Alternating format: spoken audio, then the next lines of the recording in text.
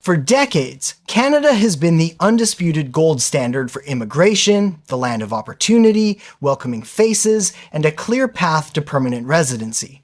But in 2025, that narrative is shattering. Recent data shows a concerning and accelerating trend. Immigrants, especially skilled economic migrants and temporary residents, are packing up and leaving Canada at rates we haven't seen in decades. Today, we're diving deep into the 5 critical reasons why the Canadian dream is becoming the Canadian crisis, forcing thousands to make the heartbreaking decision to leave the Great White North. Point 1. The unaffordable housing crisis, the ultimate deal breaker. Let's start with the undisputed Hashone reason: housing affordability. The promise of a stable, prosperous life is impossible when half your income goes to rent. In major immigration hubs like Vancouver and Toronto, and even in smaller cities, the ratio of income to housing cost has become unsustainable. The shocking numbers: rents for a single-bedroom apartment in major cities are now routinely above $2,000 to $2,500. Newcomers, who often start at entry-level wages while their credentials are being recognized, are being priced out of major urban centers entirely. Infrastructure strain. The rapid, record-breaking immigration intake over the past few years simply outpaced Canada's ability to build homes and infrastructure.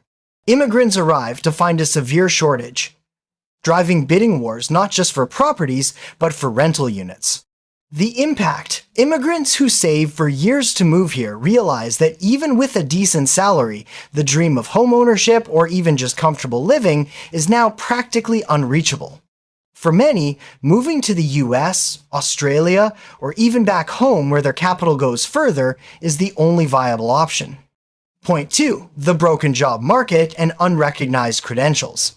Reason number 2 is the mismatch between skills and opportunity.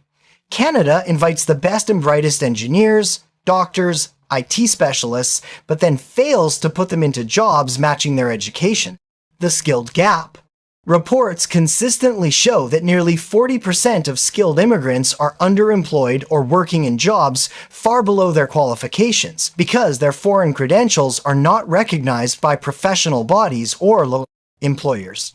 Temporary resident overload. The huge influx of international students and temporary foreign workers has saturated the entry-level job market.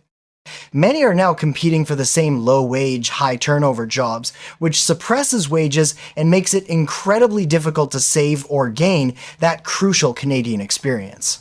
The retention crisis. Skilled workers who do get integrated often use Canada as a stepping stone.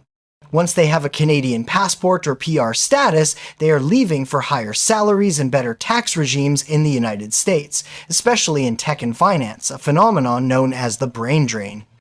Point 3. Policy tightening and PR uncertainty, the bait and switch. The third major factor is recent: seismic shifts in immigration policy, especially targeting temporary residents. Temporary resident cap. In 2024, the government announced a significant cap on new study permits and a goal to reduce the overall number of non-permanent residents. This created instant panic. Narrowing PR pathways. Crucially, many temporary residents came to Canada under the assumption that a post-graduation work permit or a certain amount of local experience would guarantee a path to permanent residency as PR. Express entry. The comprehensive ranking system's CRS scores have skyrocketed due to competition. Many skilled temporary residents who played by the rules are now finding their scores are no longer high enough to qualify. The new plan, the 2025 to 2027 Immigration Levels Plan, actually reduces the number of permanent resident admissions compared to prior projections. This move, intended to ease housing pressure, creates massive uncertainty for the hundreds of thousands of TRs currently in the country. Many are choosing to leave now rather than face the stress of a denied PR application later. Point 4. Healthcare and social service strain.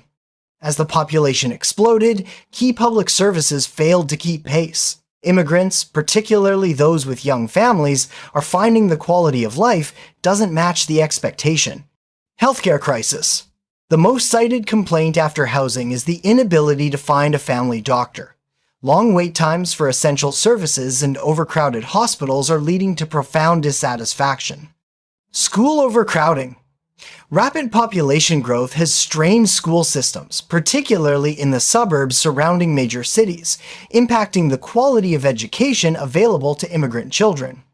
High tax burden. Canadians, including newcomers, face a relatively high personal tax rate compared to other developed nations. When combined with the high cost of living and strained public services, the question becomes, what exactly are we paying for? Point 5. The global competition for talent. Finally, Canada is no longer operating in a vacuum. Other countries are aggressively competing for the same talent, and they are winning. The U.S. magnet. The U.S. job market, particularly in high-demand fields like tech, offers significantly higher salaries, even after factoring in the cost of living. For a skilled professional, the financial calculus often favors the U.S., Australia, and the UK. These countries are also streamlining their immigration and work permit processes to attract talent, often offering faster pathways or more welcoming work environments in certain sectors. Remote work freedom. The rise of remote work means many skilled immigrants are able to secure higher-paying jobs outside of Canada while maintaining an international standard of living elsewhere. Conclusion and final thoughts. The exodus of immigrants from Canada in 2025 is not just an immigration problem, it's a deep economic and social alarm bell. The Canadian government is now facing the harsh reality that simply inviting people is not enough. You have to retain them. Until the key issues of housing affordability, credential recognition, and the pathways to permanent status are fixed, we will continue to see a leaky bucket scenario where Canada trains, screens, and selects global talent, only to watch them take their skills, their money, and their families to a country where the promise of a better life is actually delivered. What do you think? If you're an immigrant in Canada, are you considering leaving? If you've already left, where did you go and why? Share your stories and insights in the comments below.